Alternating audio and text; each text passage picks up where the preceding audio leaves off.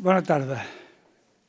Bona tarda als que esteu aquí, bona tarda als que esteu allunyats. A veure, seguim amb el cicle d'aquest any, això dels nusos de la democràcia, i el d'avui és un tema dels que potser en parlem menys que altres. La revolució tecnològica, sobretot les noves tecnologies i tal, que s'han ajuntat, a més, amb el tema de la sostenibilitat ecològica, del canvi climàtic i de totes aquestes coses. I a mi m'agrada dir sovint que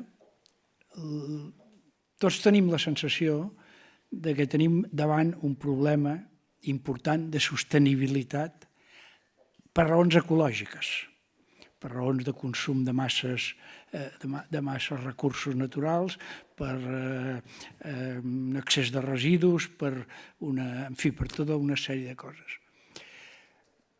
I que sabem, a més, que aquesta sostenibilitat o insostenibilitat social comportarà, que ja està comportant, una insostenibilitat de les persones.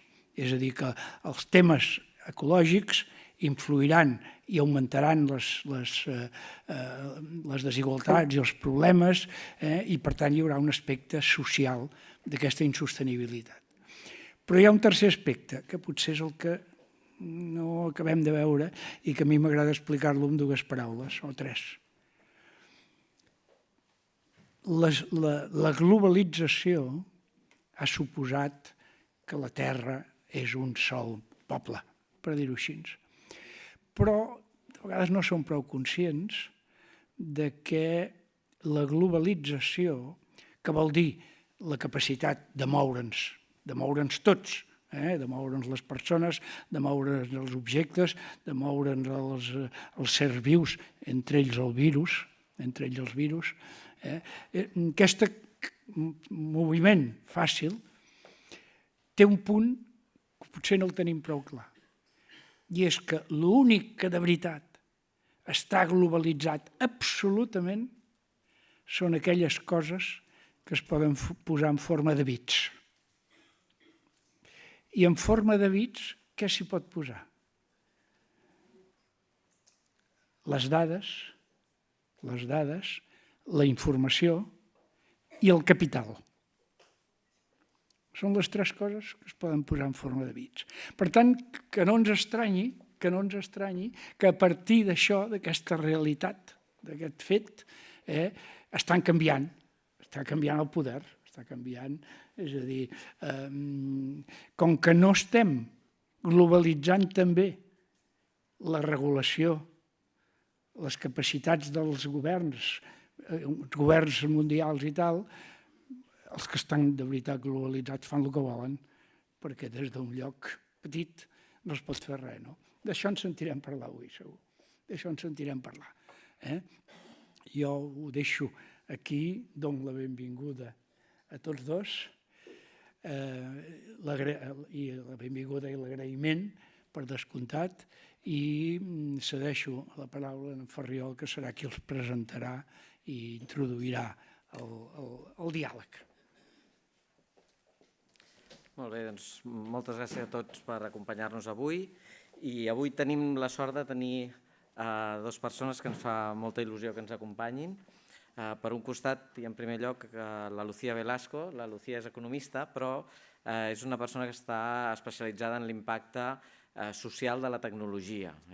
Ara és Policy Fellow a l'Escola de Governança Transicional a l'Institut Europeu de Florència i és una persona que col·labora normalment com a experta independent a la Comissió Europea i a la OCDE.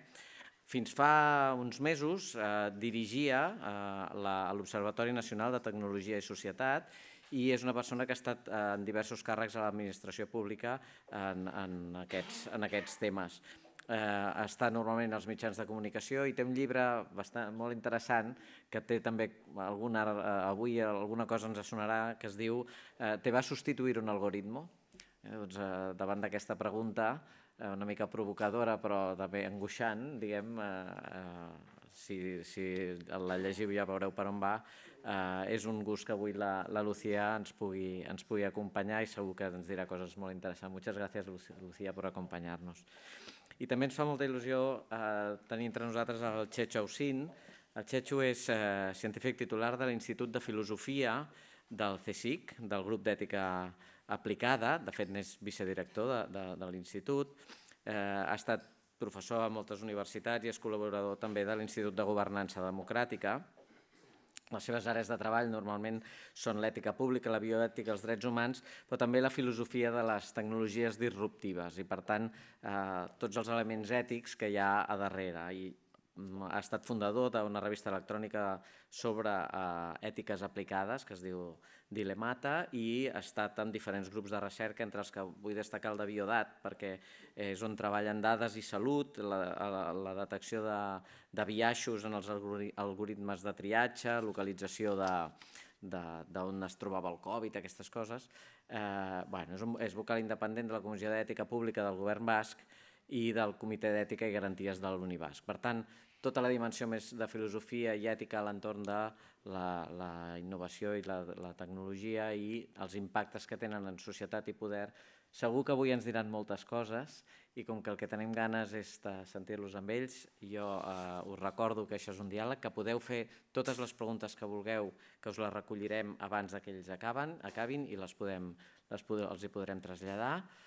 Chechu, Lucía, muchísimas gracias. Buen diálogo. Adelante. Buenas tardes a tothom.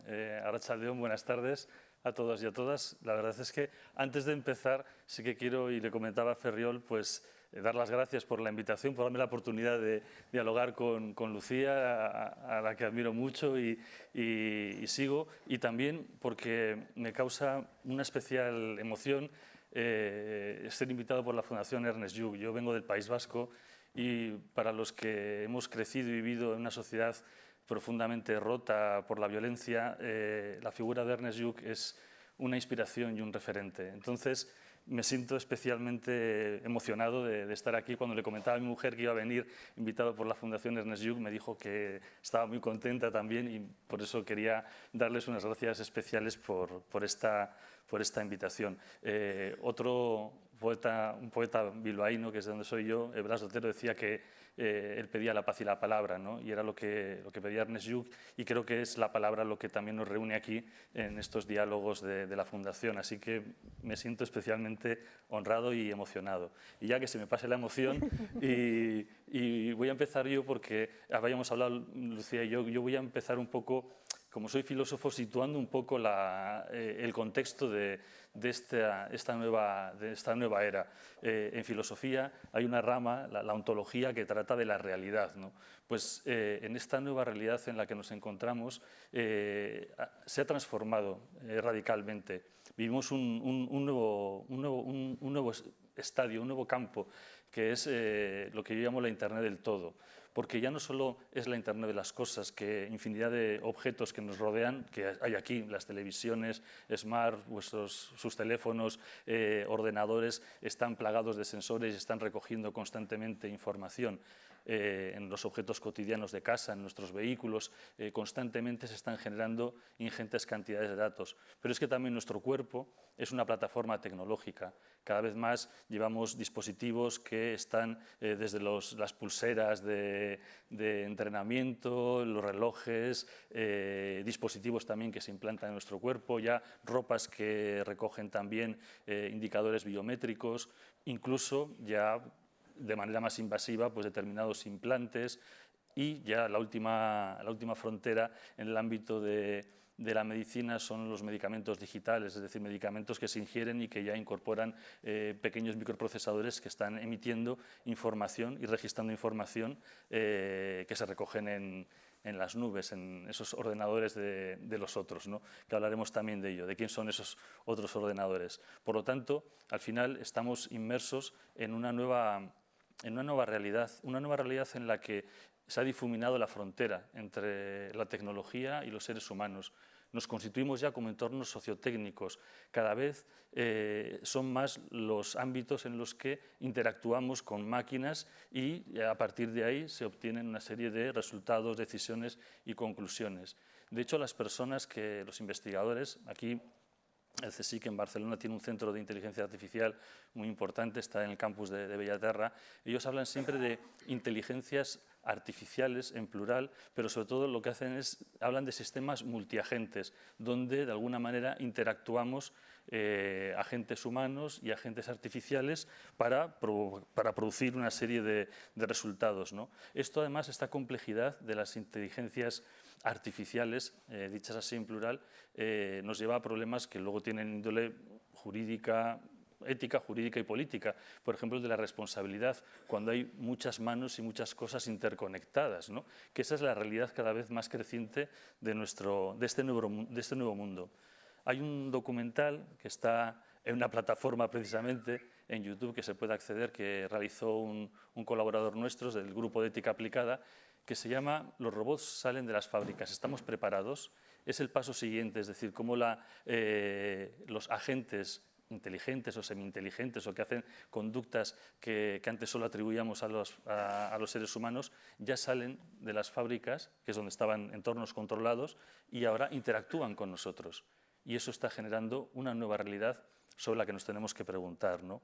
Por lo tanto, desde un punto de vista ontológico, que es una palabra así muy complicada, pero que tiene que ver con la realidad, está transformándose nuestro mundo de tal manera que lo real es lo digital y se ratifica todo. Se ratifica todo. De hecho, hay algunos teóricos, como Luciano Floridi, que hablan de que ya nuestra realidad es la infosfera, donde todo son relaciones de datos e información. Antes, Joan hablaba precisamente de que al final todo se reducía a datos, información, que de alguna manera se transmiten. Por lo tanto, la realidad ha cambiado, ya no son los átomos la base de nuestra realidad, serían los datos y la información, ¿no? Este Internet del todo. Y hay un salto muy importante que luego supongo que nos comentará también Lucía, y es que estos datos encima se les otorga un valor comercial. O sea, tienen valor económico y en función de eso también se está generando una nueva economía. Esto sería con respecto a la realidad, una perspectiva filosófica de este nuevo entorno, y con respecto a los seres humanos, a la antropología, también se ha producido un cambio, porque somos sujetos, ya hemos dicho que estamos en simbiosis con la tecnología, estamos constantemente conectados y generando datos. Eso lo hemos visto además claramente durante la pandemia, esta hiperconectividad, ¿no? De alguna manera, el escritor el historiador Harari, habla del dataísmo como una nueva tecnoreligión. ¿Cuál es esa religión? La de estar conectados constantemente y generando datos. Y el hereje es el que se desconecta, el que de repente dice yo apago, o yo no entro en esta red, o yo no tengo WhatsApp, que seguro que tenemos siempre algún amigo que dice, no, pues este es un hereje, este se ha desconectado de la tecnoreligión. Por lo tanto, ya no es tanto, se ha hablado mucho de la economía de la atención, de que tenemos que estar atentos, esto de la tiranía del clickbait, pero es más bien, lo llamaba también Susana Zuboff, la economía de la vigilancia constante, a través de esa conexión permanente, ¿no? Tenemos una especie de servidumbre voluntaria, porque participamos activamente, y hablaremos sobre ello, y una compañera del Instituto de Filosofía, Remedios Zafra, lo ha llamado un mundo sin párpados, ¿no?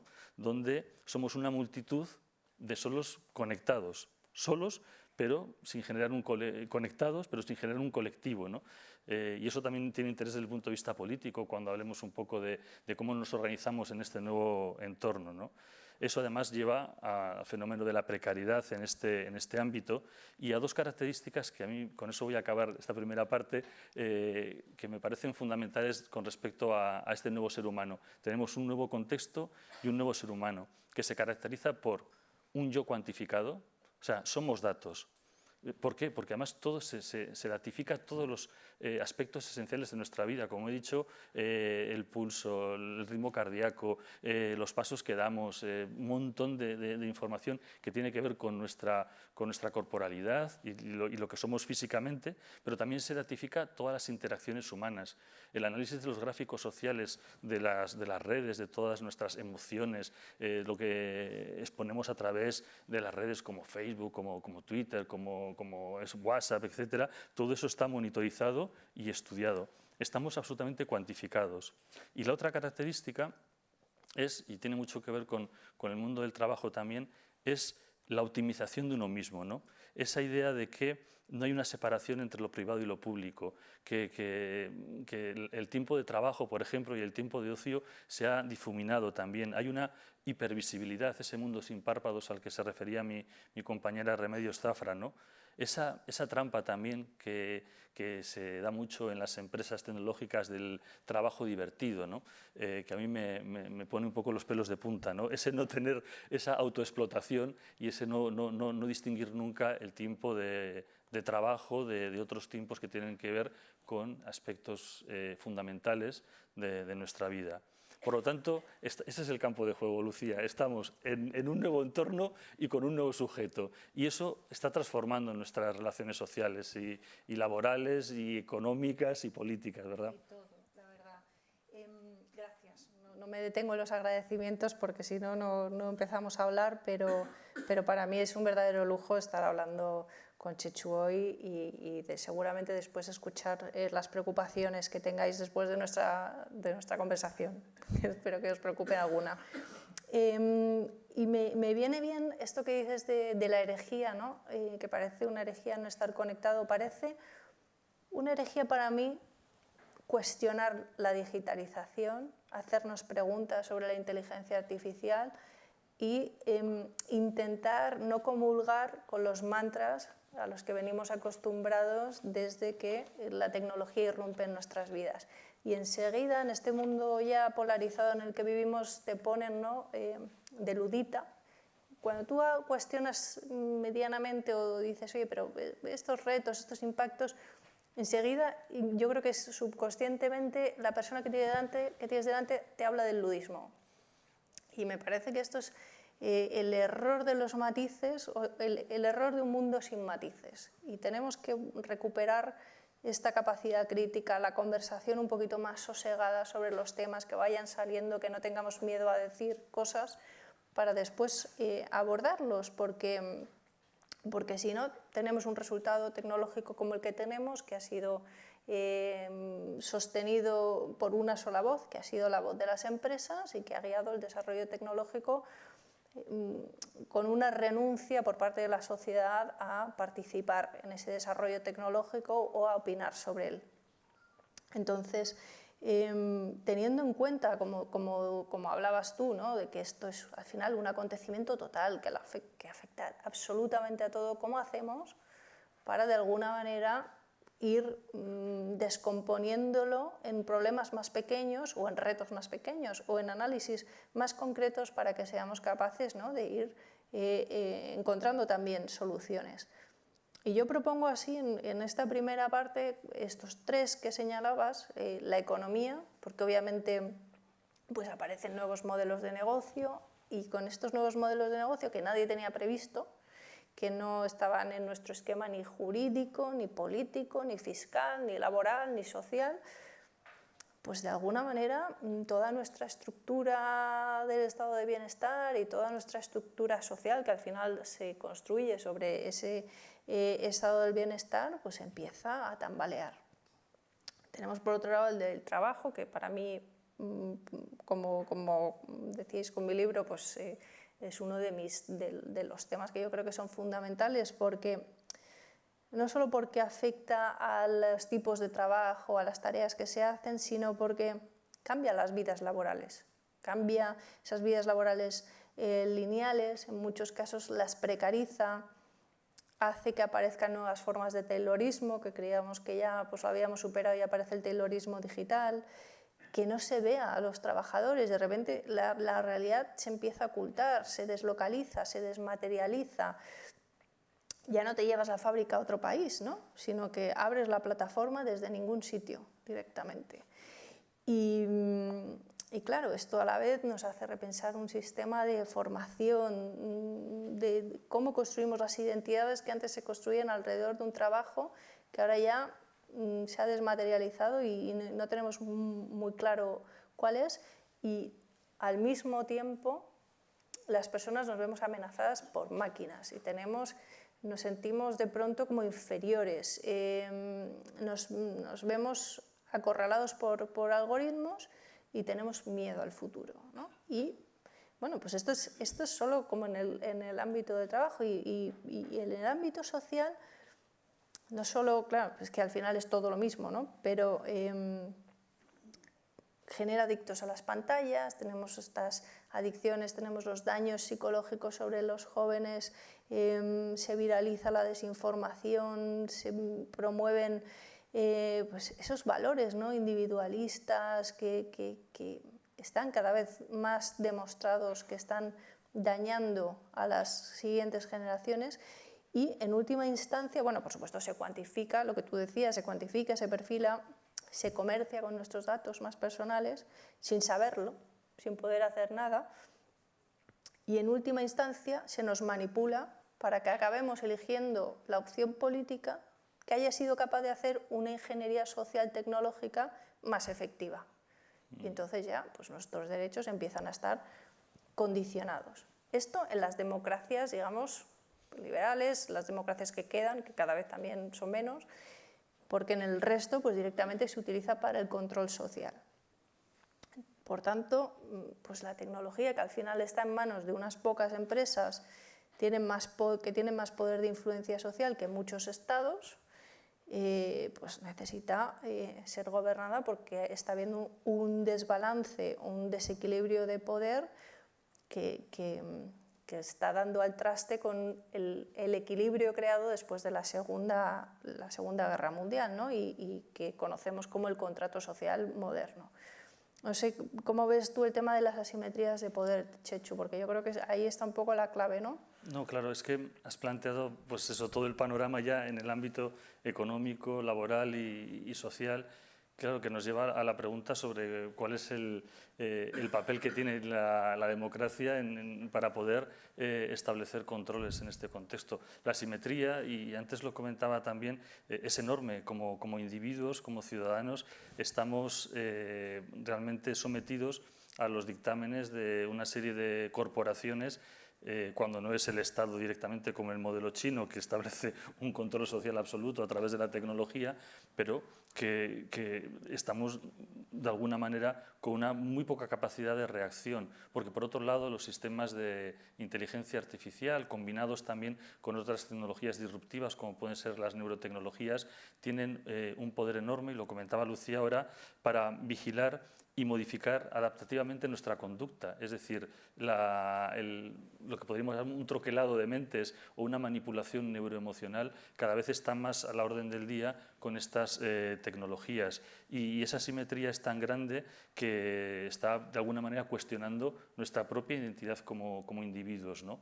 Y nuestro propio sentido de autonomía. Eso ha llevado que seguramente ustedes conocerán algunas propuestas, porque hay intentos de reflexión, como por ejemplo es la idea de extender los derechos humanos y contemplar una nueva categoría de derechos humanos que serían los neuroderechos, ¿no? Derechos que protegerían lo que es la identidad personal o la autodeterminación mental, ¿no? Básicamente se definen en tres términos: el derecho a la privacidad mental, el derecho a la identidad cognitiva y el derecho a la continuidad psicológica. Es decir, que de alguna manera nuestra mente, nuestra cognición sea el último reducto. Y curiosamente estos neuroderechos han sido promovidos por personas que están en la vanguardia de la investigación, como el español Rafael Yuste, que trabaja en Colombia, que es el director del proyecto BRAIN, que es un gran proyecto de estudio sobre el cerebro, pero que se ha dado cuenta de la enorme capacidad que los algoritmos combinados con la neurotecnología tienen para poder manipular las mentes. Esta idea de neuroderechos está discutida ahora pues, en el ámbito también de la filosofía del derecho, de la filosofía de los derechos humanos, y en la recientemente no aprobada Constitución de Chile estaba como uno de los artículos que estaba previsto, que estaba contemplado, era la primera en el mundo que los iba a incorporar, hay algunas otras regulaciones más regionales que han empezado a hablar de ello, y en España la Carta de Derechos Digitales que se hizo pública hace un año más o menos también contemplaba esta como recomendación, ¿no? El considerar este tipo de protección. Pero claro, la simetría es enorme, y lo que hay que decir que esto es algo que se conoce desde siempre en los estudios de filosofía de la ciencia, estudios sociales de la ciencia, y es que la tecnología no es neutral. Los artefactos tienen política. Nos puede parecer algo un poco así inverosímil. Muchas veces se dice, no, es cómo usemos los artefactos. No nos equivoquemos. El mismo diseño de determinadas tecnologías incorporan una serie de valores, de presupuestos, y por lo tanto tienen ética y tienen política, y debemos de alguna manera regularlos, como decía Lucía, para que no nos desborden por todas partes, ¿no? Bueno, y perdona que te interrumpa, porque es que hoy veía una cosa muy significativa en relación con esto que tú dices. Han inventado unas camisetas para que los sistemas de reconocimiento de imágenes de inteligencia artificial utilizados para vigilar a las personas no te detecten. Entonces te pones una camiseta para que el sistema que nosotros mismos hemos diseñado no nos detecte, ¿no? Estamos entrando en cómo tenemos que engañar o evitar a la propia tecnología que nosotros mismos hemos creado para nosotros mismos, en teoría. Engañarla con otra tecnología, además. Claro, pero entonces, ¿para qué creamos esta tecnología en primer lugar, ¿no? Claro, esa es una pregunta, y lo comentabas al principio, que me parece fundamental. A veces cuando he tenido ocasión, nosotros, aunque yo trabajo en un instituto de filosofía, colaboramos muy estrechamente con los otros centros del CSIC que trabajan en robótica, en inteligencia artificial, y a veces hablando con ellos nos dicen siempre que como legos en la parte técnica, a veces tenemos como grandes esperanzas, o pensamos que todo se va a solucionar con la tecnología, y ellos mismos nos dicen, bueno, todo esto es muy limitado, pero lo primero que habría que plantearse siempre es si realmente merece la pena hacer un algoritmo para esto, para lo otro, desarrollar inteligencia artificial. Esa pregunta previa es fundamental, porque igual estamos matando moscas a cañonazos, es decir, porque la tecnología, y luego vamos a hablar un poco al final también de las preguntas que no nos hacemos, pues tiene que ver con el impacto medioambiental, tiene que ver con la extracción de materias primas, el consumo de energía, el extractivismo con respecto también a trabajadores en zonas donde no tienen, lo comentaba Lucía de pasada, no tienen derechos. Es decir, claro, la primera pregunta sería, ¿merece la pena hacer algo así, invertir tanto dinero y tanto esfuerzo para una aplicación, una tecnología que luego vamos a ver el impacto que tiene, o igual tenemos que hacer otra para engañarla, ¿no? Claro. O sea, no, ¿a qué interés responde, ¿no? Claro. Que es al final un poco, hombre, si le preguntas a una empresa que va a desarrollar esto y va a arrasar en el mercado porque no hay ninguna otra, pues seguramente responde a ese interés, que es como hemos venido desarrollando la tecnología, pero no estamos incorporando los intereses del bien común de la sociedad, ¿no? en el desarrollo tecnológico. Efectivamente. Y aparte, decidimos que tampoco íbamos a extendernos mucho porque es bien conocido ya que la propia tecnología, cualquiera, y desde luego esta, incorpora una serie de riesgos de inicio que hay que tener siempre en consideración.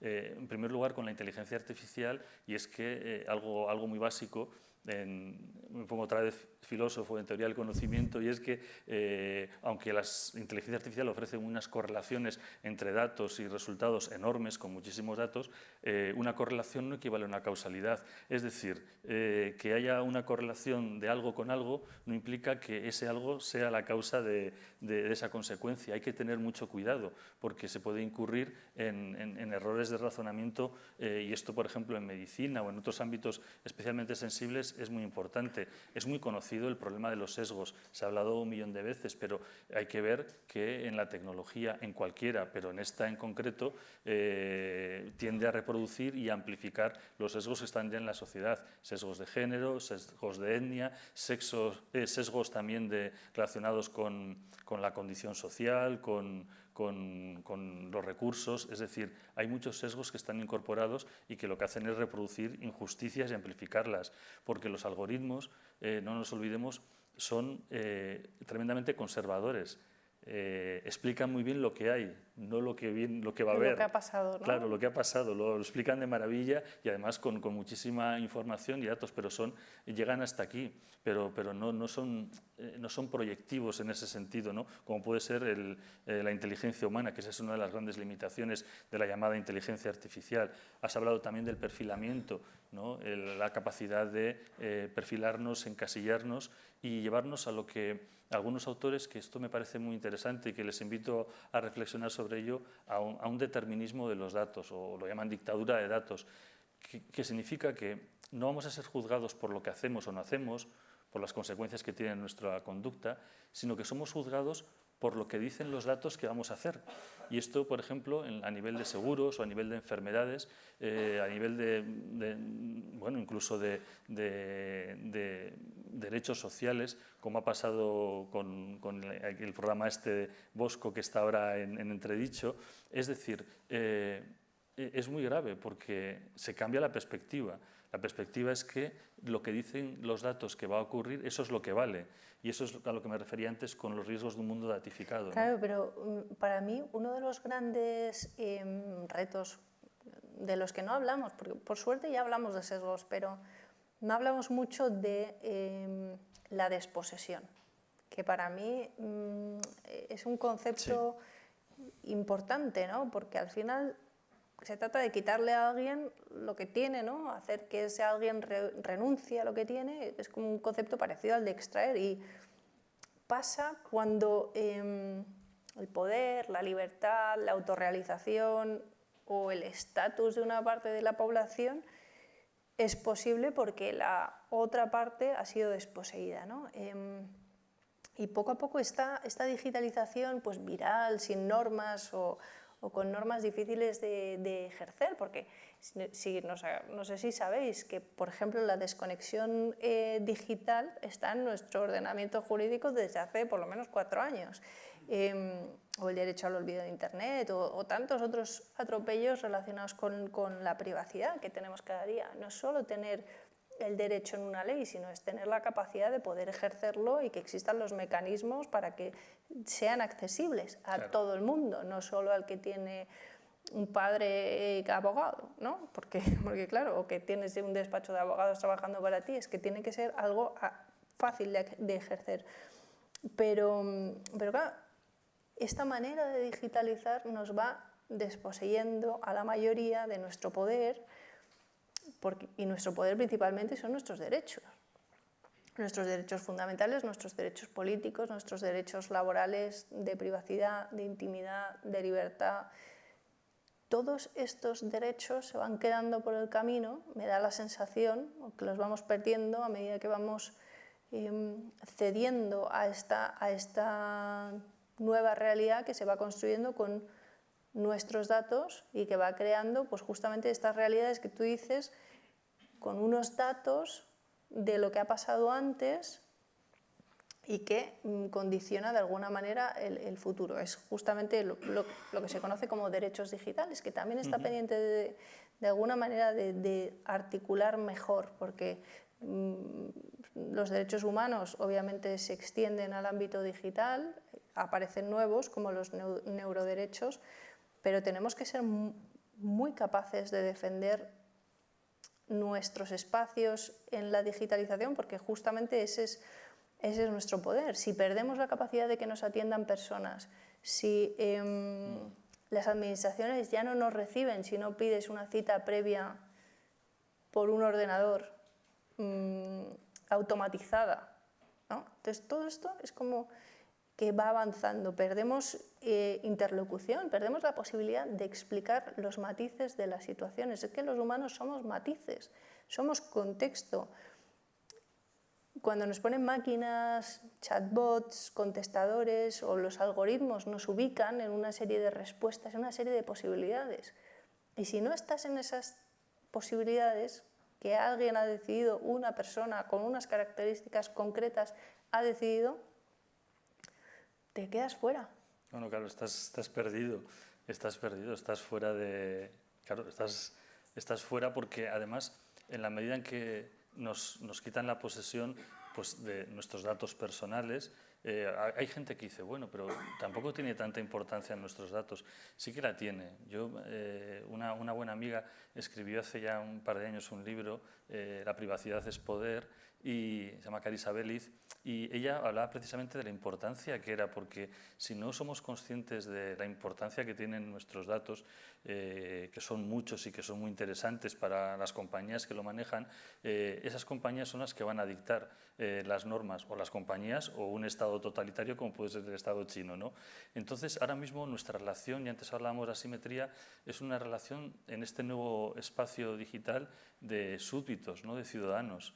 Somos súbditos que estamos compelidos a decir acepto o no acepto, pero no tenemos ninguna capacidad pero de... no tienes ninguna posibilidad de no aceptar en realidad. No Es la una tienes, falsa, es no la tienes, falso. no la tienes, evidentemente, porque si no estás fuera de una serie de servicios, y sobre todo esto es grave y tiene que ver también con el papel de la administración y de las instituciones, cuando encima las instituciones se crean, o sea, se vinculan de una manera dependiente a este tipo de aplicaciones. Antes he citado lo del programa Bosco, porque efectivamente es un programa que gestiona el bono social para las ayudas, etcétera, y es un algoritmo que utiliza la administración, pero resulta que es un algoritmo privado, que entonces está protegido por propiedad intelectual e industrial, con lo cual tampoco se puede exigir, porque está protegido de esa manera, su explicabilidad y cuál es el fundamento en el cual se basa para hacer sus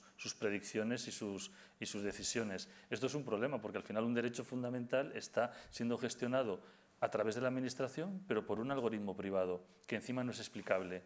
Esto es un contrasentido y es una pérdida absoluta de soberanía. Creo que una gran pregunta, ahora que siempre se ha hablado mucho sobre las soberanías, yo creo que yo soy muy futbolero y soy de la Real Sociedad, eso me lo van a perdonar, aunque también soy del Barça y también es para sufrir.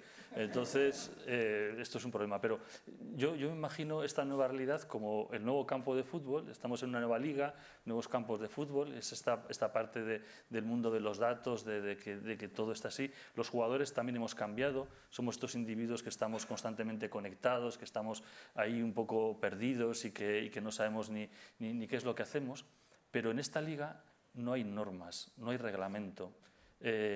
Los empresarios, los dueños de los clubes de fútbol hacen lo que les da la gana. Y realmente nos faltan árbitros, nos faltan regulaciones. En el mundo digital no hay un poder civil, no hay una separación de poderes como hay en el mundo físico. Pero claro, es que nuestra vida ya está transformada, ya estamos en esa otra liga.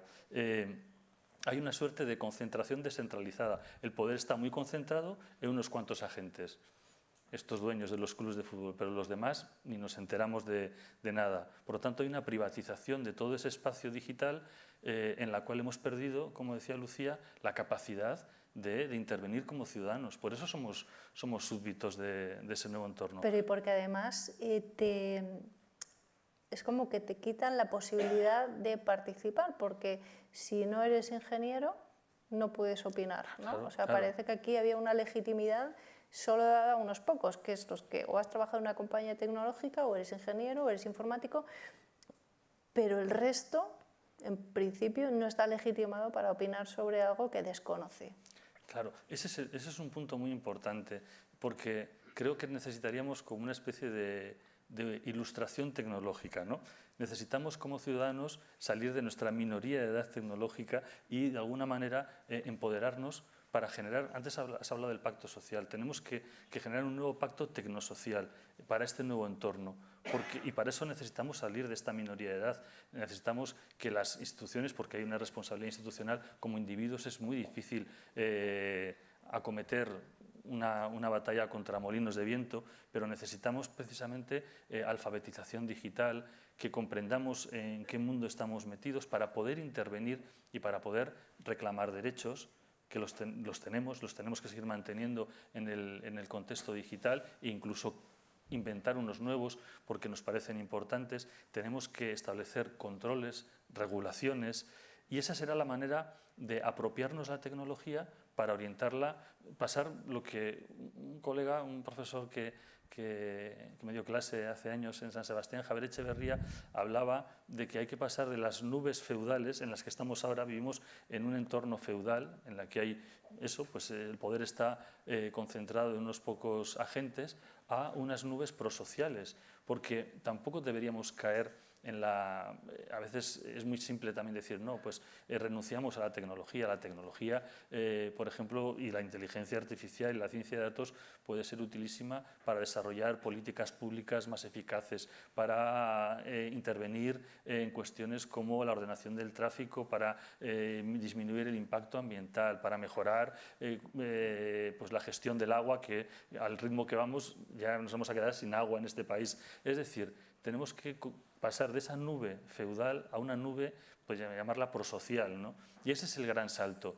Y para eso necesitamos una ilustración digital. No es tarea fácil, pero tampoco deberíamos renunciar. Ahora mismo yo creo que como sociedad estamos en una inercia que es muy cómoda para quien detenta el poder en estos ámbitos, ¿no? Que no es especialmente los países ni los estados, sino que son las grandes corporaciones digitales. Creo que hay que defender esa soberanía, pero ya no una soberanía digital, sino una soberanía nacional, sino una soberanía digital, que podamos tener control sobre este contexto digital, ¿no? Claro, y para mí esto que has dicho de las políticas basadas en datos, bueno, yo ahí te diré que empecé siendo muy fan de las políticas basadas en datos, que no es lo mismo que las políticas basadas en evidencia, ¿no? Y ahora estoy reculando un poquillo, porque me he dado cuenta que, claro, los datos de quién. Claro, al final claro. estamos empezando a generar realidades universales desde los datos de una parte pequeña de la población. Y hay que ver qué tipo de dato y de dónde viene, pues, por no abstraernos demasiado, ¿no? Pero si el dato que yo tengo es que tú tienes una vida laboral determinada con algunas interrupciones y en mi realidad analítica esas interrupciones te restan porque significa que eres una persona inconstante o que es mejor una persona que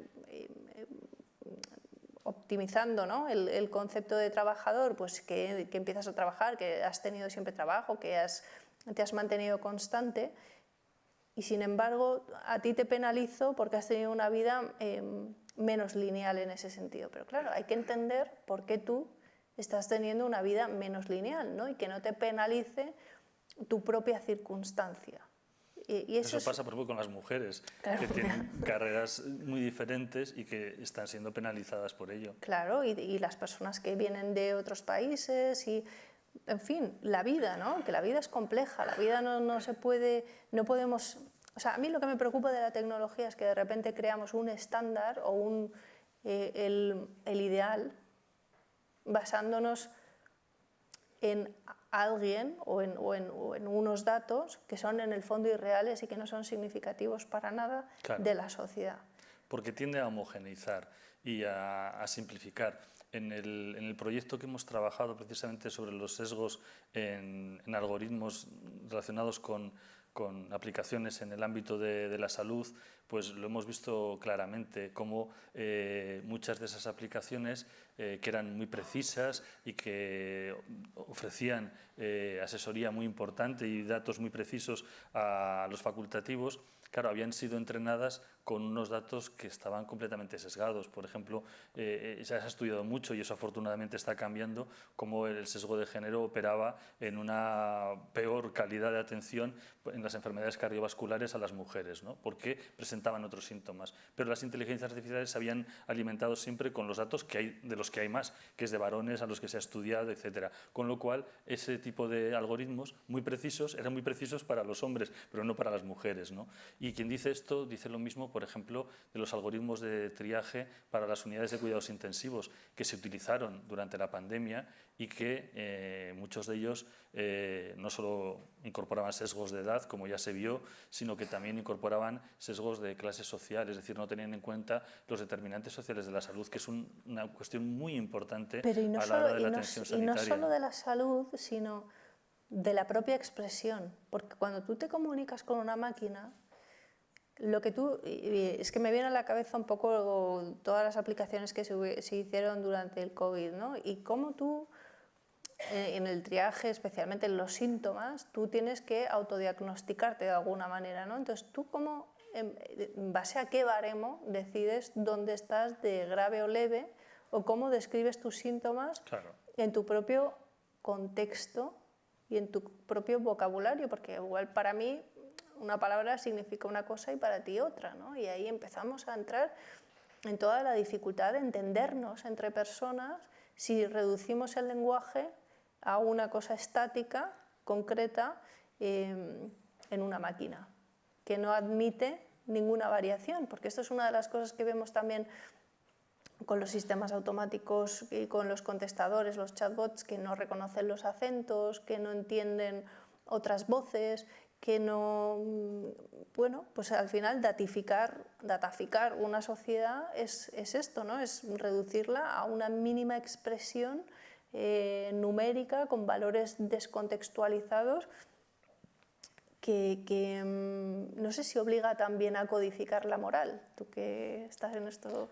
Bueno, eso es muy difícil. Hay toda una línea, sobre todo entre los ingenieros, que lo llaman la alineación de valores con las máquinas, ¿no? y cómo introducir valores en los sistemas. Hay maneras de hacerlo, ¿eh? La idea es que al final también lo que construyamos desde el diseño incorpore lo que socialmente nos parece valioso y no incorpore un disvalor, como puede ser la discriminación o como puede ser algún tipo de sesgo. Para eso, lo primero, y por eso digo desde el diseño, y por eso hay que hacerse la pregunta desde el principio, no es una cuestión de uso. Muchas veces desde el ámbito de la tecnología se ha dicho, bueno, no, pues, de la ingeniería, a veces de una manera un poco, no siempre, pero de una manera simple, no, nosotros tenemos soluciones y luego es como lo usen ustedes, ¿no?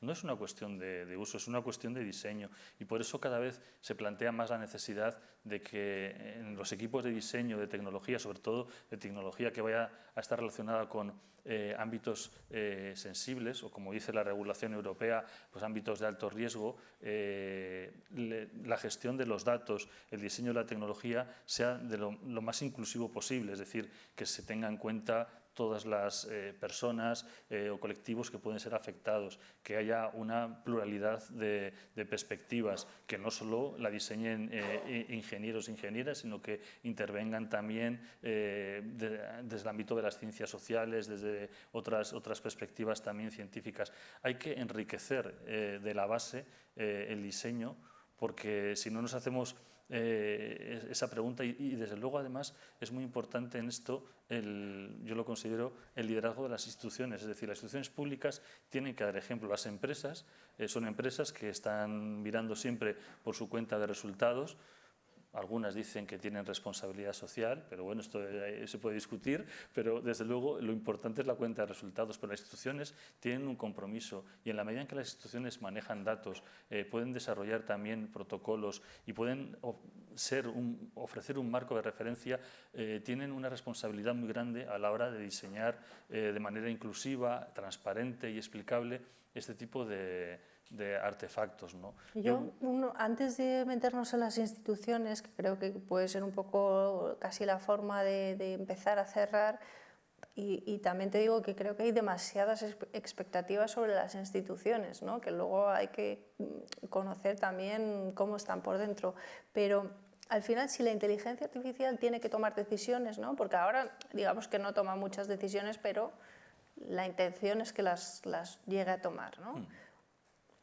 ¿Cómo hacemos para que esas decisiones respondan a nuestros valores? Y son nuestros valores universales, porque es esa ética universal o está condicionada dependiendo de la sociedad en la que vives. Bueno, esto que me acabas de preguntar es una pregunta trampa, porque claro, es la pregunta que vienen haciéndose la filosofía desde los presocráticos, ¿no? Sobre nadie mejor que tú para contestarla. El relativismo moral, y yo no la voy a solucionar ahora, pero yo lo que sí, y yo me mojo, creo que sí podemos encontrar, y en la discusión ahora global sobre qué tipo de principios o valores deben orientar el desarrollo de la ciencia de datos, la inteligencia artificial y demás, hay un consenso mínimo sobre 4 o 5 que además son principios que son compartidos con otras éticas aplicadas, o sea que no se inventa nada nuevo. Es decir, esta tecnología, que es una tecnología especialmente disruptiva porque está transformando mucho nuestra sociedad, pero ha habido tecnologías que también la han transformado mucho. Podemos pensar en, no sé, en la máquina de vapor, en el fuego, hace miles y miles de años, pero al final hay un mínimo de principios que se comparten, que tienen que ver con la no maleficencia, con buscar los mejores resultados o la beneficencia, la idea de respeto de la autonomía, es decir, que al final la tecnología siempre esté supeditada al control humano. Y esto pero es muy... esos al final son un poco los principios, ¿no?, que lo guían, pero luego en la parte práctica, ¿no te da la sensación de que el desarrollo tecnológico es principalmente anglosajón, en que no participa el resto no, claro. y además es que digamos que la mitad del planeta no está conectado ni siquiera a Internet, entonces ¿cómo podemos hablar de un Internet, ya no Internet porque esto sí que suena viejuno, ¿no?, pero ¿cómo podemos hablar de una inteligencia artificial inclusiva si la mitad del mundo no participa en ella? No, claro, ese es el gran debate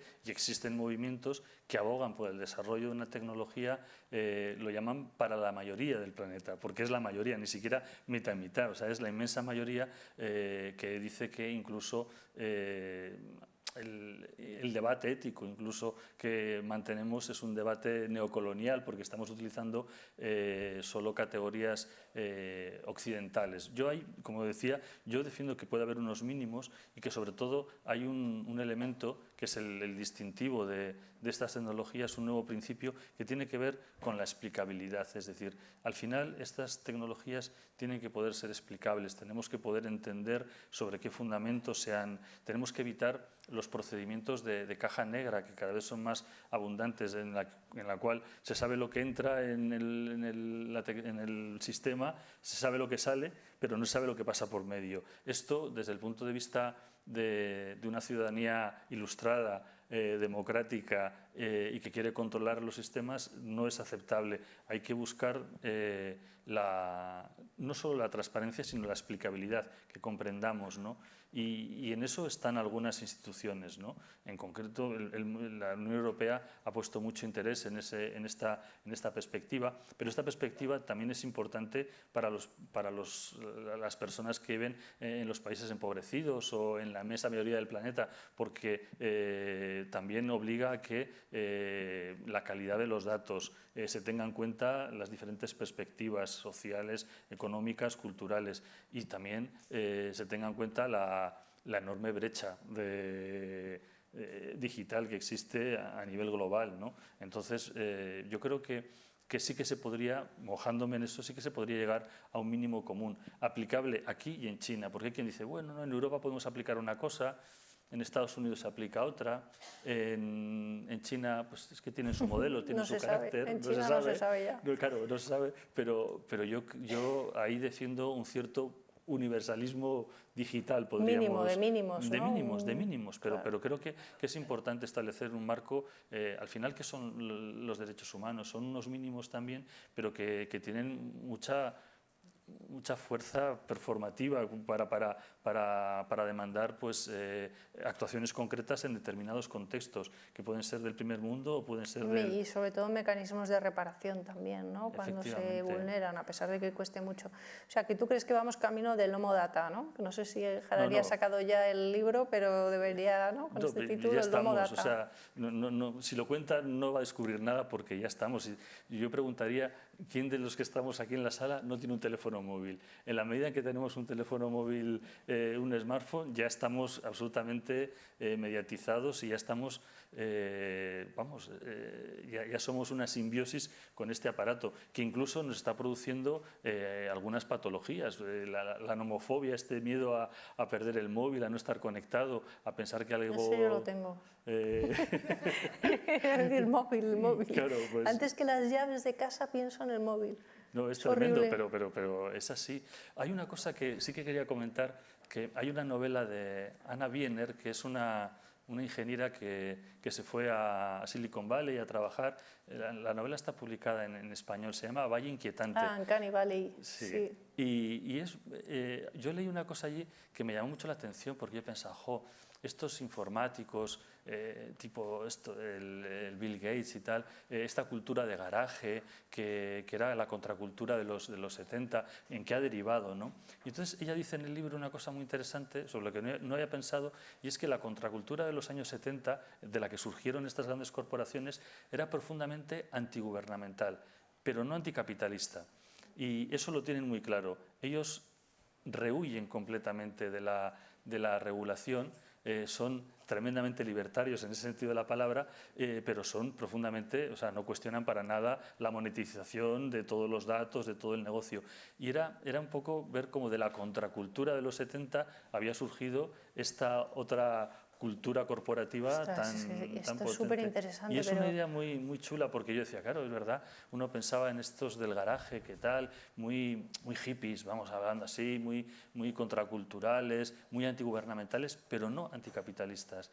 Y eso es lo que ha permanecido y ha dado lugar a estos grandes... Claro, pero igual ahora la contracultura es la privacidad, mantenerlo analógico. Y la defensa del Estado. Yo soy muy institucionalista y yo creo que tiene que haber estados democráticos donde se regulen las cosas, porque yo que me dedico a la ética soy absolutamente crítico con el uso de la ética, que es una de las preguntas que nos hacemos en el ámbito de la inteligencia artificial, porque se ha utilizado para blanquear. Las grandes corporaciones han financiado estudios de ética, y ética para aquí, ética para allá, muy bien. Creo que eso demuestra que hay un interés por la dimensión moral de la tecnología, pero lo hacían con un interés espurio, es decir, ¿por qué? Dicen, no, hombre, tenemos un departamento de ética, no me regule usted nada, no quiero que me regule nada. Luego, en cuanto el departamento de ética decía algo, como con Timmy Hebrutt, esta que estaba en Google, creo, pues en cuanto dice algo que no les gusta, la echan y ya está, y ponen otro departamento. Pero yo Claro, pero eso también pasa un poco en política, ¿eh? O sea, que no... O sea, yo lo que creo es que confiar también en que no... A ver, no digo yo que no haya que hacerlo, ¿vale? Pero entended un poco que es parte de la reflexión que tenemos que atrevernos a hacer. El gobierno solo no es garantía, por ser gobierno, de tomar mejores decisiones. Creo que para tomar mejores decisiones tiene que incorporar lo máximo posible a la ciudadanía en esa toma de decisiones que para mí, en mi opinión, hasta ahora en el ámbito tecnológico no se ha sometido a la opinión ciudadana, porque ningún programa electoral lleva, o muy pocos, llevan a apuestas o entendimientos o visiones de lo digital y de lo tecnológico, seguramente por diferentes razones. Pero yo creo que esto se ha hecho un poquito al margen de la ciudadanía, de alguna manera, ¿no? O que parece que oye, te han dado carta verde para que hagas lo que quieras y a tu interpretación. Y no olvidemos también que hay mucha influencia de las grandes compañías que se gastan miles de millones de euros en lobby y en la opinión que tienen al final unas instituciones que para mi gusto están un poco debilitadas después de la última década y que también están abrazando una digitalización por encima de sus posibilidades. Y necesidades igual. Exactamente, y necesidades, sus posibilidades de comprensión y sus necesidades reales. Y a mí me parece que esto viene porque se cree que las máquinas, por así decirlo, los algoritmos, la inteligencia artificial, toma mejores decisiones que nosotros. Y le damos como esa validez al resultado de la máquina que es infalible, ¿no? Esto es un poco nuestro sesgo. Y de alguna manera estamos renunciando ahí a ejercer nuestra ciudadanía y estamos abrazando un paternalismo digital que nos infantiliza, ¿no? Nos anula, porque además no hay una posibilidad de crítica una vez que está instaurado y automatizada esa toma de decisiones o esa instrucción de decisiones siguiendo un determinado patrón concreto. Ya no hay posibilidad de cuestionar, ni de analizar, claro, ni de valorar, oye, pues esto no me está pareciendo, ¿no? Por eso yo reivindicaba esa ilustración digital, es decir, como ciudadanos tenemos que romper ese paternalismo que me gusta mucho, que sería lo contrario, el paternalismo digital en el cual estamos y el cual abrazan los gobiernos por diferentes intereses. Afortunadamente pienso que en sistemas democráticos uno puede cambiar el gobierno a veces, entonces no estamos en el modelo chino, pero es verdad lo que dices, que tenemos que ser críticos y sobre todo tenemos que encontrar fórmulas de gobernanza más horizontales en las cuales haya una colaboración entre la sociedad, las organizaciones, el mundo académico, los gobiernos. Claro, una participación un poco más activa, ¿no? Para no llegar a lo de las personas mayores que ya no pueden continuar. Sí, claro, una gobernanza mucho más horizontal de una realidad que es tremendamente compleja. Y lo que has dicho es que confiemos en las máquinas. Se ha estudiado también mucho el sesgo de la automatización, que es muy acusado, por ejemplo, entre los pilotos de avión, se ha estudiado entre el mundo de la medicina, en el cual se acaba confiando más en el resultado de la máquina que en el arte, por ejemplo, que tiene que ver con la experiencia en el ámbito de la medicina o incluso en el ámbito del pilotaje de aeronaves, ¿no? Entonces, y está muy estudiado, eso es un error también. Las máquinas son un complemento, una ayuda inestimable. Por ejemplo, en medicina pueden chequear infinidad de radiografías para encontrar patrones y demás, pero como decía antes, un patrón es una correlación, no es una causa. No, y eso no significa que el médico renuncie ya a... Eso es. Que es lo que pasa con los pilotos, pasa esto mucho, ¿no? Que se acostumbran a que se pilote solo el avión y el día que hay un imprevisto Pues ya no me acuerdo perdido. cómo pilotar, ¿no? Estás perdido, claro. No, es un exceso de confianza en el que no tenemos que caer tampoco, sin ser tampoco luditas, pero realmente la tecnología tiene su sitio y tenemos que aprender a gobernarla. Yo creo que ese es el gran desafío de estas nuevas sociedades en las que estamos, porque vivimos ya en este nuevo contexto digital y tenemos que ser conscientes y ser capaces de participar y hacernos preguntas que no nos hacemos. Yo quería también terminar con una que me parece muy importante y que tiene que ver, ya he criticado a la ética, he hablado del neocolonialismo, pero una cosa que además a la cual vamos a dedicar dentro de un mes más o menos una conferencia en Bilbao, es el impacto medioambiental de esta tecnología. A ver, las nubes, yo siempre he dicho que es la metáfora más exitosa que he oído en los últimos tiempos, porque si pensamos en una nube es algo maravilloso, blando, etéreo, no sé, es bonito incluso estéticamente, y hablar de nubes digitales, pero las nubes digitales son enormes macrogranjas, vamos a utilizar una palabra fea, de ordenadores que consumen enormes cantidades de energía, no solo para el procesamiento de los datos, sino para el enfriamiento, porque son componentes que se calientan y que hay que enfriar constantemente. Yo he estado en alguna gran instalación y realmente uno se siente, pues eso, como cuando visita una macrogranja de animales, que, o sea, se le cambia la perspectiva. Es decir, la tecnología también tiene que balancearse no solo con la privacidad, no solo con los derechos humanos, sino también con el impacto medioambiental, porque claro, desarrollamos tecnologías así alegremente, pero que luego, y si hacemos luego un balance con el impacto que tienen, es que estamos perdiendo mucho. Por ejemplo, se está estudiando ahora en el ámbito de la salud que se está introduciendo rápidamente tecnologías y dice, oye, pero si luego el impacto que van a tener por el que ha habido un consumo energético, un deterioro del medio ambiente, va a ser mayor con respecto a la salud que lo que están propiciando de beneficio ahora. Es decir, tenemos que hacernos esas preguntas que no se hacen. Y ahora mismo, en la situación en la que estamos de crisis energética, el reto realmente es si es posible alinear la transición digital, en la que estamos de cabeza, a veces como pollo sin cabeza, pero estamos ahí, y la transición energética y ecológica, que es el otro gran reto que tenemos en nuestros días. Y sobre eso vamos a celebrar una conferencia dentro de un mes en Bilbao para preguntarnos, porque no está claro, hay mucha discusión. Por un lado, se están investigando materiales y hardware sostenible que consuman menos energía, que se calienten menos, pero por otro lado, la pregunta del consumo, por ejemplo, tecnologías, esto del blockchain y del minado para las monedas, las criptomonedas, consume tal cantidad de energía que eso no es viable a largo plazo, porque el consumo va a ser tan grande que no va a ser rentable tampoco, ¿no?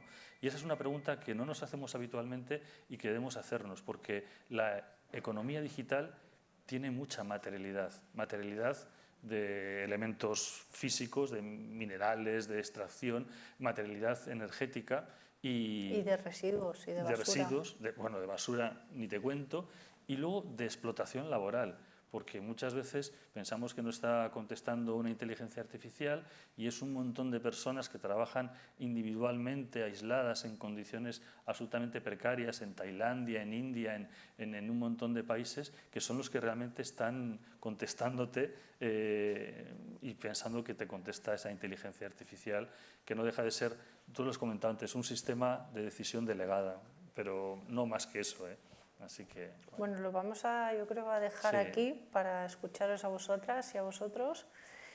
Y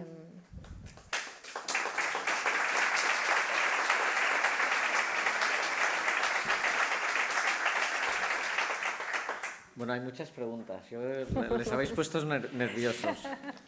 está bien eso. A ver, si soy capaz de ordenar algunas. Hay una primera que tiene que ver con la supervisión. Nos dicen, ¿cómo afecta saber que uno vive bajo vigilancia, entre cámaras? Dice, ¿cómo los humanos cambiaremos nuestra manera de vivir o de ser sabiéndonos vigilados incluso dentro de casa? ¿Dónde queda nuestra libertad? Preguntaza. Esta hay una. Nos dicen en este sentido, una segunda pregunta, un poco haciendo un salto de escala, nos dicen, ¿creen necesario una organización que tratara la problemática de la inteligencia artificial en estos ámbitos, políticos, económicos, culturales? Es decir, una organización superior vigilante para los derechos de los que habéis hablado. Habéis dicho alguna cosa, pero nos dicen, ¿podríais aportar un poco de visión positiva al respecto de la tecnología? Porque está bien identificar los problemas, pero si nos podemos coger alguna cosa, siento que está aquí. No, claro. Si os parece, hacemos estas tres, hay más. Venga. Tenemos 20 minutos, ya tenemos tiempo. Perfecto, pues empiezo por la última. Es muy importante entender de verdad que el pensamiento crítico solo lo tiene la gente que cree en las cosas. Si no lo viéramos como una oportunidad, como algo que nos va a ayudar a progresar, a vivir mejor, a sufrir menos, a trabajar menos, a vivir más, no estaríamos hablando de esto. La tecnología en general es amplísima y tiene muchísimas funcionalidades. No sé, mejora tanto nuestra vida que me cuesta encontrar un solo ejemplo, pero seguro que si nos ponemos, entre todos sacamos cientos. Estamos más conectados, nos ayuda a discriminar también la atención, bueno, la salud, es que el campo de la salud es brutal. La computación y la inteligencia artificial ha sido fundamental para el desarrollo tan rápido de las vacunas. De las vacunas, por ejemplo. Nos guste más que lo hayan hecho empresas privadas que no públicas, esto es otra cuestión. Yo hubiera preferido que fuera el CSIC el que hubiera tenido todos los recursos que ha tenido Pfizer y que hubiera podido acabar su vacuna en condiciones y no en las que lo está haciendo todavía, pero realmente la inteligencia artificial ha sido fundamental para el desarrollo Y luego también en términos de equidad, el acceso que tenemos a información, a formación. Yo ahora muchas veces aprendo cosas que si hubiera querido aprenderlas hace unos años me hubiera costado, no hubiera podido acceder porque tendría que haber pedido un crédito, haber pagado un curso de miles de euros, ¿no? Y ahora pues tienes acceso a muchísima información, a muchísimo conocimiento bueno, es que la información y el conocimiento yo creo que es casi lo más o la base, ¿no?, de la libertad, porque eso es lo que te permite también tener tu propio criterio y tu propia manera de entender la realidad. Claro, de hecho, o sea, como decía Lucía, estamos aquí hablando de tecnología porque nos parece una oportunidad, pero nos gustaría que la tecnología estuviera orientada hacia el bien común y orientada por la ciudadanía, no solo dependiente de corporaciones sobre las que no tenemos ningún control. Porque además mucho del conocimiento en el que se basan los desarrollos tecnológicos se ha generado con financiación pública. Y lo que nos gustaría es que eso revirtiera en la sociedad precisamente. Pero vamos, nada más lejos al contrario, o sea, vivimos mejor gracias a la tecnología. Y eso es innegable. Lo que ha aumentado la esperanza de vida en un país ya como España, pero en general en todo el mundo, incluso en los países que tienen más problemas. Por lo tanto, y es gracias a intervenciones tecnológicas que a veces no son inteligencia artificial, son cosas mucho más sencillas. Una tecnología en África es, yo he estado ahí, una pequeña red para que por la noche no te pique el mosquito, y eso es una tecnología económica, barata, muy sencilla y que salva muchísimas vidas también, ¿no? Bueno, y saliendo de lo positivo que lo hay, lo que pasa es que también hay millones de conferencias cada día hablando ¿no?, de lo maravilloso que es la tecnología, y muy poquitas como esta.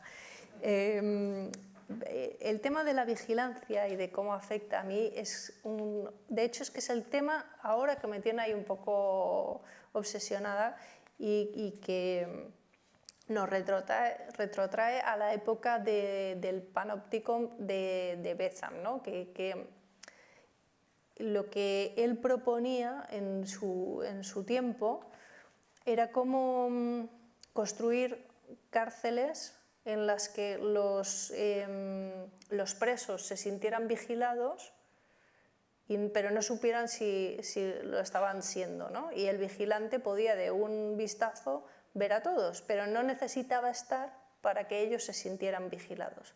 Y el gran peligro que tiene toda esta economía de vigilancia, ¿no?, que se está generando alrededor de nuestros dispositivos y de nuestras cámaras y de nuestras imágenes y nuestro comportamiento, tiene que ver en que no seamos libres, ¿no?, que estemos todo el rato autocensurándonos y haciendo lo que creemos que se espera de nosotras y no lo que queremos hacer.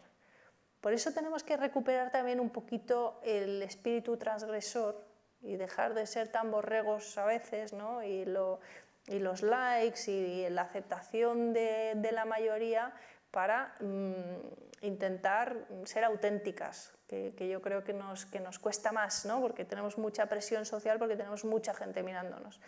Y garantizar, y ahí yo creo que es un poco el trabajo, desde luego, el que yo intento hacer, y Chechu también, y desde diferentes ámbitos, en el que siempre tengamos la posibilidad de elegir si queremos tener en nuestra casa un aparato que nos escuche o no.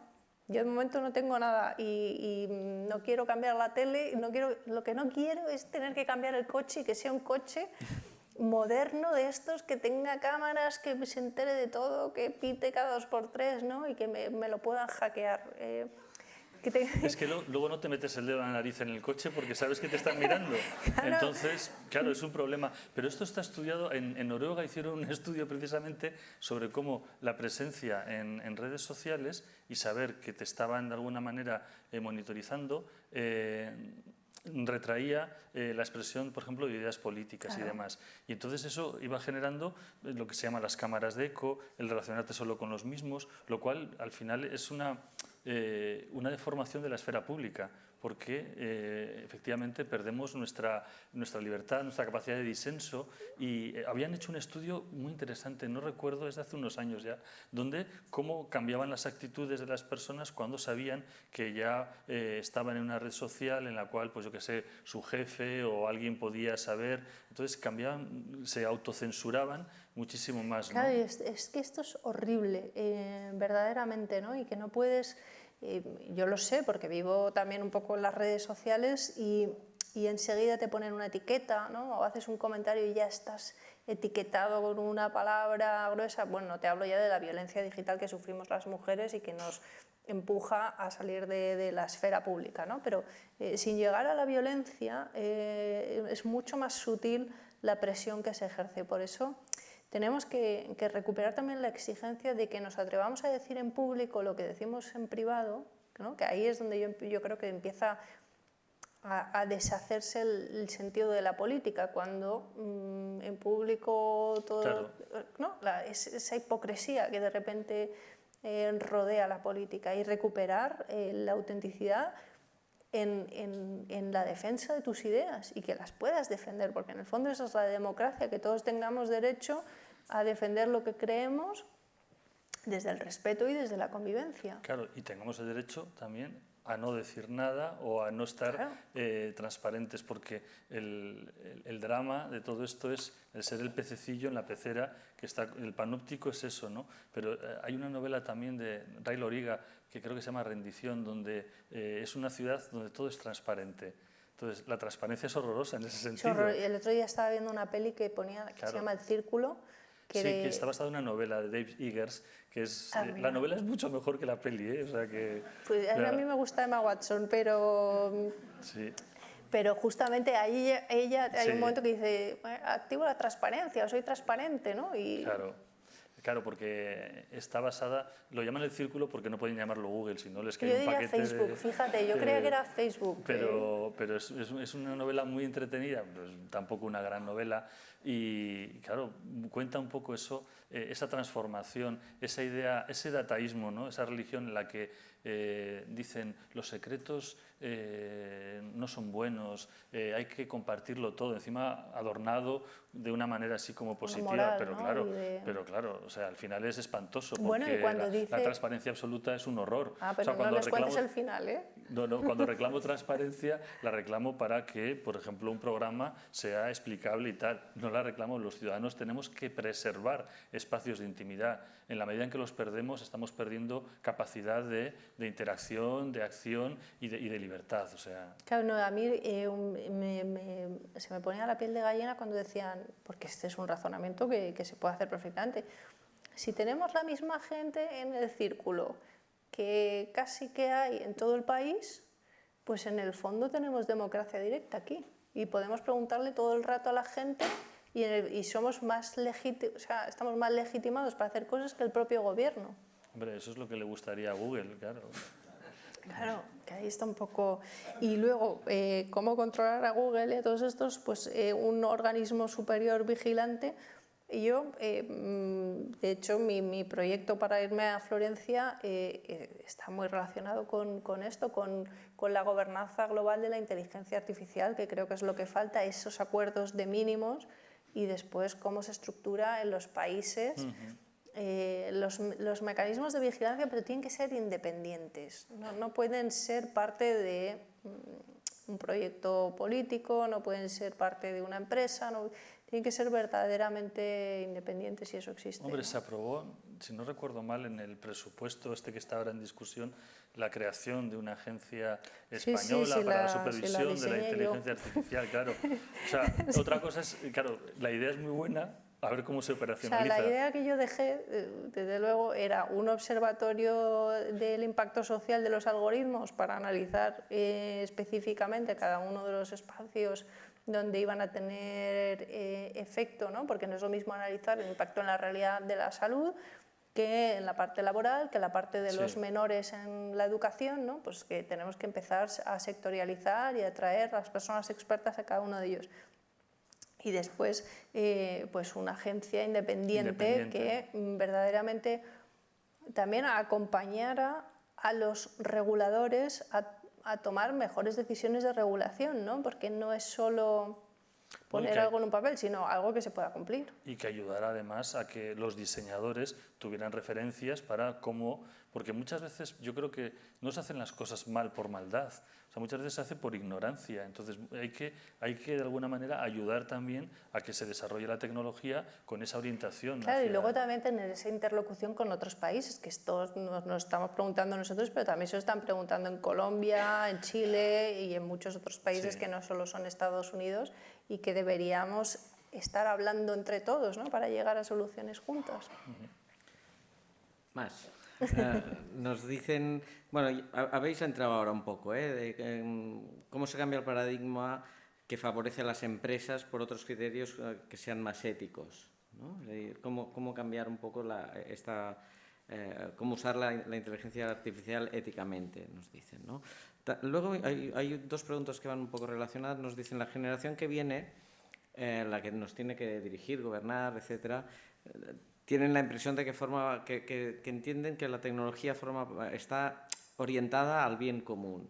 Y les tenemos que decir que no siempre es así. Habéis dicho alguna cosa, ¿no? De cómo romper esta idea y explicarles que esto no es así. Relacionado con el elemento de educación sobre nuevas tecnologías, nos dicen muchas veces que quien no sepa programar será un analfabeto. Y dice, bueno, ¿hasta qué punto es cierto y hasta qué punto los que somos analfabetos vamos cómo nos vamos a manejar, ¿no? Y me reservo una última, si os parece, respondéis esto y tenemos todavía un rato, me reservo... Vale, Chechu, dale si quieres. Bueno, esto último de que no es una cuestión de saber programar o no saber programar, hay que saber, vamos a decir, leer o entender. No todas las personas somos escritores, ni literatos, ni tenemos la capacidad de Irene Vallejo para escribir un ensayo maravilloso y que nos enganche, pero somos capaces de entender, de comprender qué está en juego ahí, de leer, ¿no? Cuando hablamos de alfabetización digital es comprender.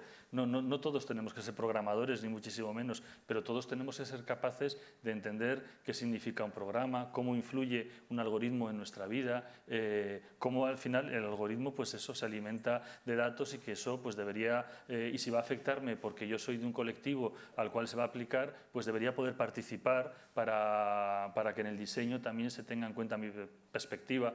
Eso es una manera de lo que se dice democratizar la ciencia y la tecnología, haciendo partícipe a la ciudadanía, y que la ciudadanía, pues luego ya cuando es partícipe de algo, se acepta y se apropia de esa tecnología mucho más fácilmente y al final es más efectiva. O sea, es que encima incluso desde un punto de vista meramente económico, no solo ético, es mucho mejor esa perspectiva. Pero bueno, no es cuestión de programar o no programar, sino de leer y de entender qué nos estamos jugando, ¿no?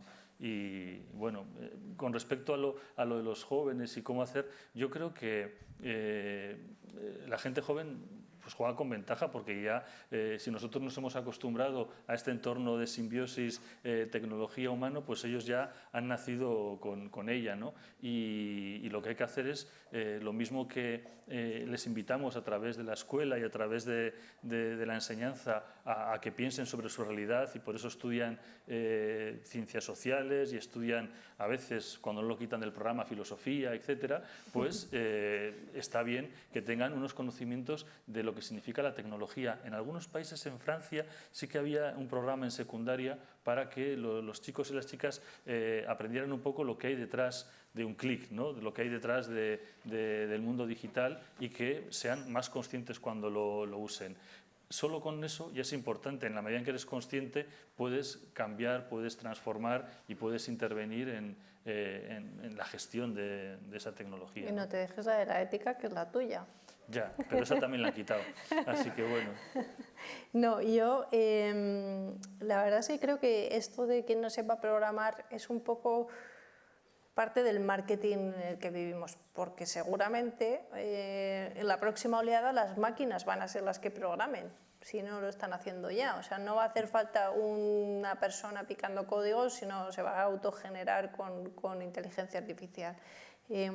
Lo que está claro es que hace falta el pensamiento lógico, el pensamiento computacional, o entender un poco de qué va esto. Yo también sería partidaria de empezar a bajar un poco el suflé con las STEM, ¿no? Y volver a, o no volver, sino también valorar otros ámbitos de la sociedad, que tiene que ver con los cuidados, que tiene que ver con otros trabajos, otras cualidades y otras competencias o conocimientos que no solamente son los de la economía digital, que parece que ahora mismo es lo único que importa y el éxito es tenerlo, pero igual tenemos que repasar un poco lo que creemos que es el éxito, quiénes creemos que son los mejores de nuestra sociedad, por qué los tenemos en pedestales y qué competencias tienen más valor para una sociedad, porque al final eso lo decidimos nosotros. Una vez más, no nos está dado, no es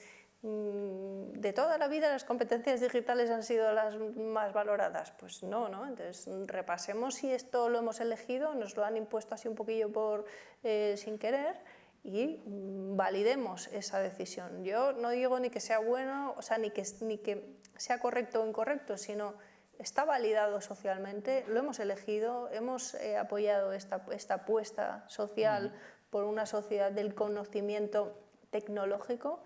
No lo sé. Y sobre los jóvenes, yo, para empezar, tienen que participar en las cosas. Luego, ¿qué consideramos un joven, ¿no? Porque ahora ya, esa es otra gran pregunta. Pero los jóvenes ya no son un sujeto pasivo, son activos, hay que escucharles, hay que sentarles a la mesa y tienen que ser copartícipes, codiseñadores, codecisores y tienen que estar ahí porque nos traen una visión del mundo necesaria. Y yo empezaría a trabajar ese conocimiento, no odio la palabra empoderamiento, ¿no? pero sí que dar la capacidad de entender a los niños y a las niñas desde el cole lo que son sus datos personales, por qué tienen valor, por qué no lo tienen que dar, por qué tienen que tener cuidado, que sean conscientes, ¿no?, de esta realidad. Para cerrar, una pregunta nos dice, ¿es efectivo proponer este universalismo digital siendo que la brecha tecnológica aumentaría en las regiones que están cada vez más despobladas? Es decir, ¿no aumentaría la brecha en las poblaciones que se están despoblando, ¿no? Esta es una. Y la otra tiene que ver con el trabajo. Dices, hemos hablado un poco de la deshumanización de los servicios y los puestos de trabajo producida por la inteligencia artificial. No tanto en lo que decías de automatización, pero también incluso en elementos como bibliotecas, ¿no? Que ya no hablas con el bibliotecario, no hay la relación en el préstamo, nos dice, ¿no? ¿Hacia dónde van nuestros puestos de trabajo, ¿no? Perdemos al final que el profesor hable con el alumno porque habrá un control del trabajo del alumno, pero no habrá la relación. ¿Hacia dónde veis que va eso? Esto es una reflexión muy interesante que da casi para otra conferencia, porque claro, no solo la deshumanización es un poco fruto también de nuestro comportamiento colectivo, y es verdad, yo que soy millennial, pues noto que me gusta menos hablar por teléfono, ¿sabes? Que no me apetece, hay muchas veces que no me apetece, aquí, ¿sabes? Que veo otras personas que les encanta estar todo el día, dale que te pego, ¿no? Entonces que hay un tema cultural, generacional, que ha cambiado nuestros hábitos y que estamos acostumbrados a comunicarnos de otra manera. ¿Eso significa, una vez más, qué es lo que deberíamos hacer? Seguramente no.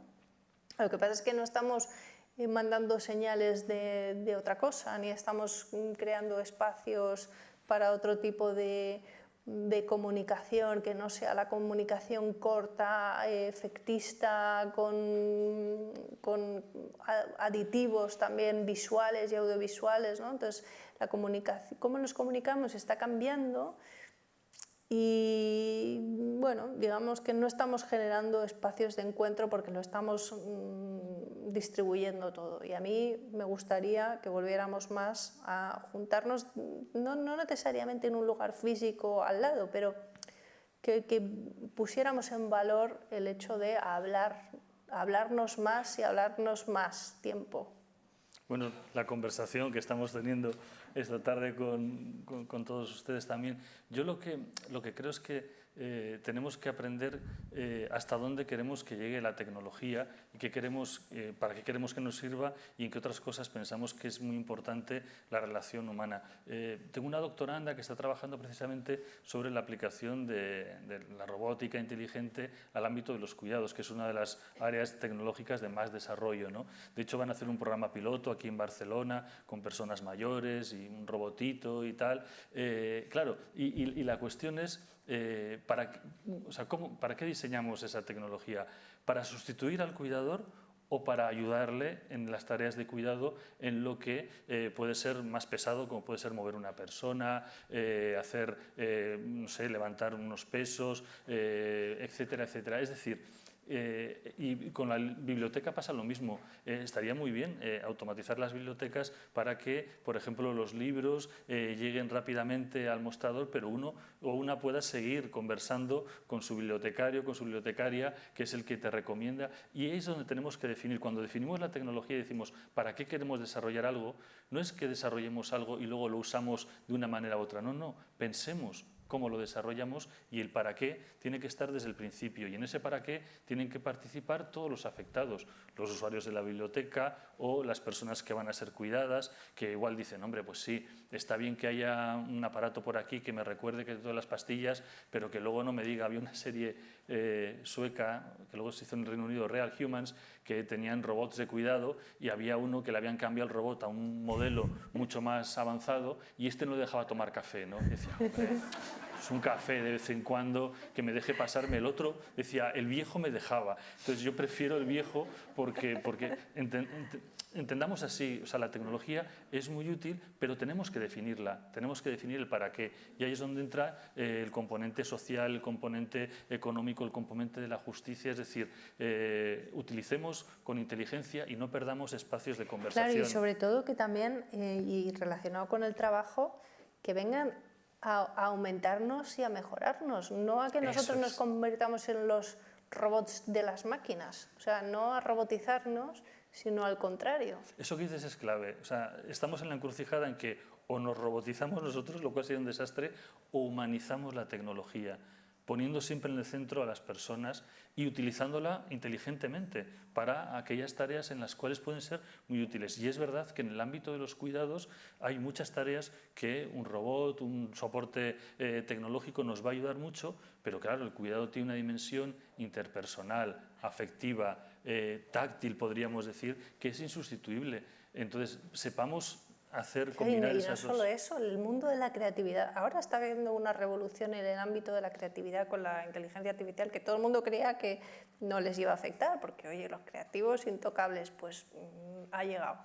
Entonces, claro, lo que antes igual tardabas una semana en hacer una presentación así medianamente, ahora pues la cosa es otro, no sé, es otro nivel, es que te permite llegar a otro nivel. Y te permite llegar a un mejor nivel de ti misma. Entonces, eso tenemos que aprovecharlo para aumentarnos. ¿Cuánto tiempo tardabas antes en escribir un folio en inglés? Imagínate, ¿no? Pues ahora, con los traductores estos buenísimos que hay, pues es mucho más fácil. Eso que dices es bonito, me lo voy a apuntar porque tendríamos que utilizar la tecnología para aumentar nuestra humanidad. Que tengamos una humanidad aumentada, no una tecnología aumentada, sino que la tecnología nos sirve para aumentar la humanidad y ser más creativos y dedicarnos a cosas que sean realmente mucho más humanas y más placenteras, ¿no? Que la tecnología nos permita liberar de, pues eso, de tareas, y lo hace habitualmente, que pueden ser más mecánicas, más costosas y que las pueden hacer de manera mucho más eficiente, ¿no? Ser nuestro mejor yo. Sí, sí, sí. Muy bien. Chechu, Lucía, muchísimas gracias. Habéis hablado también de cuidados. Muchas gracias por cuidarnos un poco a todos hoy, dándonos todas estas reflexiones. Nos vamos con mucho trabajo a casa, pero seguro que habrá sido muy interesante para todos. Muchísimas gracias. Gracias a ti.